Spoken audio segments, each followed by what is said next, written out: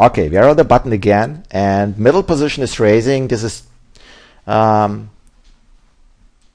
limit Omaha 500 now, and we are calling. I mean, there is merit rebetting this hand, but I like the call.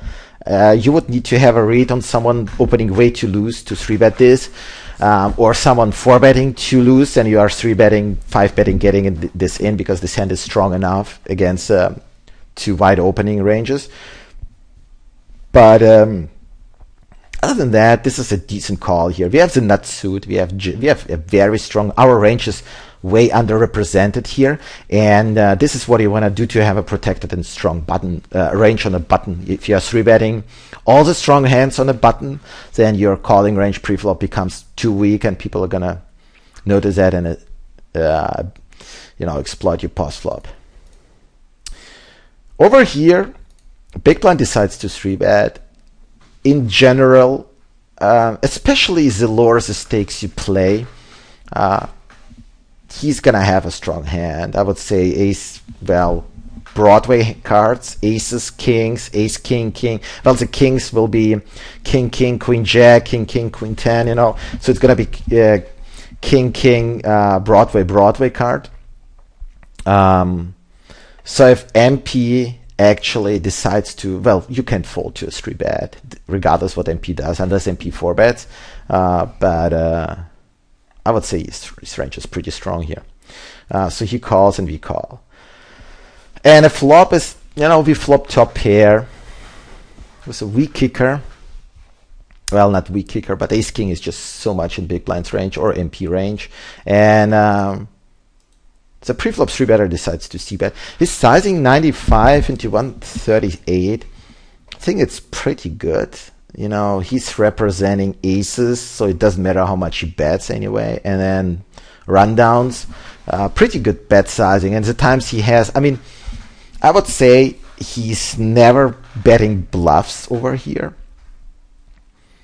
Only very strong draws, 8, 9, 10, top set. Top pair like ace king, jack 10, all this type of hands he's betting. He's not c-betting queen, queen, jack, jack anymore here, or queen, queen, 10, 10 multi-way. No way he does that. So if MP calls over here, I think we have to call if he calls. That would be a mass question. If middle position decides to call, if we can come along, we would be getting, right now you guys can't see it, but we are getting 29%. We need pot odds on a call. So if MP came along, we would need way less. So I guess it becomes a call just because we can turn a jack and stack either one, because someone might have aces, but can't both have aces, and we have an ace, so it's pretty unlikely someone has aces. And we have a backdoor nut flush draw and a backdoor wrap. Backdoor straight draw. So on the 10, on the 10 we pick up, and a queen will be good. So I think we would have to call as well. Anyway, here it's a call. Turn is a 6, which is kind of a tricky card. We are dead against aces and almost dead against 6. Yeah, pretty much dead against a full here. Against ace7 we are doing okay, and he's got 432, so I would assume he's jamming all the strong draws. And check out his bet sizing, it's 125. We need 22% equity right here to call, and the question really becomes, does he have a full? If he has a full too frequently here, which is much more likely than having 8, 9, 10 right here. 8, 9, 10 he probably pots even. Maybe he does pot 8, 9, 10. Figuring, well, maybe we called with an ace 10 or ace jack and are just going to fold the turn. We would be folding against, well, it's close. I think if he pots I would call, because it's just possible he's got some straight draw with top pair, which we have. We have the beat. But over here 125, so we have 8 outs to the flush